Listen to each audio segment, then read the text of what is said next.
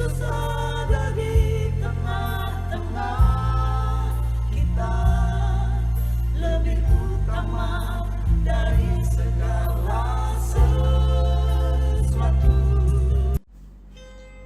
Menjadi murid yang taat. Tuhan Allah telah memberikan kepadaku lidah seorang murid, supaya dengan perkataan aku dapat memberi semangat baru kepada orang yang letih lesu. Setiap pagi ia mempertajam pendengaranku untuk mendengar seperti seorang murid. Yesaya 50 ayat 4. Sahabat Iktus, Tuhan menjadikan saya seorang murid dengan tujuan agar saya dapat mengikuti jejaknya. Setelah seorang diperbaharui oleh Tuhan di dalam Kristus, maka ia disebut sebagai murid Kristus. Murid Kristus belajar dari Kristus sendiri untuk dapat mengajar orang lain tentang segala sesuatu yang telah diajarkannya. Yang diperlukan untuk menjadi murid Kristus sejati adalah komitmen untuk taat. Tuhan menegur Israel yang mengeluh dan mempersalahkannya atas penderitaan mereka di pembuangan. Hukuman Tuhan terjadi karena mereka tidak mau taat kepadanya sebagai hamba Allah. Kontras sekali dengan hamba yang digambarkan pada bagian ini. Ayat-ayat ini merupakan nubuatan mesianis yang menunjuk pada pribadi Kristus sebagai murid yang menundukkan diri dalam ketaatan pada kehendak Bapa dengan cara sebagai berikut. 1. Menjadi murid yang taat dalam perkataan. Ayat 4a. Tuhan Allah telah memberikan kepadaku lidah seorang murid. Lidah dapat berarti bahasa atau kemampuan berbicara.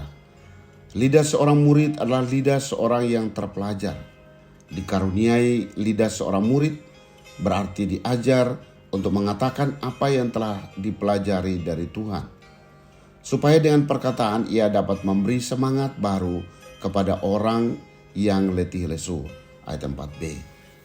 Memiliki ketaatan dalam perkataan berarti menggunakan kemampuan berbicara untuk membangun orang lain dengan pengajaran Tuhan. 2. Menjadi murid yang taat dalam pendengaran. Ayat 4b dan 5. Setiap pagi ia mempertajam pendengaranku. Seorang murid harus mendengarkan firman dari mulut Allah dengan penuh perhatian. Setiap pagi menunjukkan waktu kontinu yang dapat mempertajam kepekaan terhadap pimpinan Tuhan.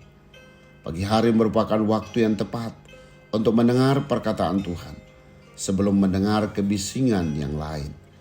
Perlu untuk meminta Tuhan membuka telinga agar dapat memahami apa yang ada di dalam hatinya dan hidup dalam ketaatan kepadanya.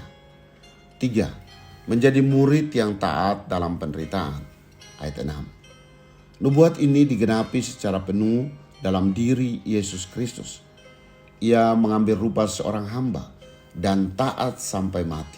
Bandingkan Filipi 2 ayat 6-8. Yesus Kristus adalah teladan sempurna ketaatan dalam penderitaan. Inilah tugas yang kuterima dari Bapakku, dan dengan demikian aku tunduk kepada Allah. Bukan seperti yang kukehendaki, melainkan seperti yang Engkau kehendaki. Seorang murid tidak lebih dari gurunya, karena ia akan belajar bagaimana tetap taat di saat melewati berbagai penderitaan hingga mengalami kemenangan. Sahabat Iktus yang dikasihi Tuhan, apakah aku telah taat untuk menggunakan perkataanku sebagai alat untuk membangun orang lain? Apakah aku telah mengalami bagaimana Tuhan membuka pendengaranku untuk mengerti dan melakukan apa yang difirmankannya? Sediakah aku sebagai murid Kristus untuk tetap taat meski dalam penderitaan? Tuhan Yesus, aku ingin menjadi murid-Mu yang taat, baik dalam perkataan, pendengaran, dan penderitaan. Aku mengerti bahwa Tuhan melatihku untuk senantiasa menyampaikan perkataan yang membangun dan bukan menjatuhkan. Bangkitkanlah gairahku untuk mendengar firman Tuhan secara rutin di pagi hari, karena inilah yang memampukanku untuk dapat menjadi berkat. Ya Tuhan, kuatkan aku untuk melewati masa penderitaan hingga aku muncul sebagai seorang pemenang. Amin. Tugas seorang murid Kristus hanyalah taat kepada Kristus. Kristuslah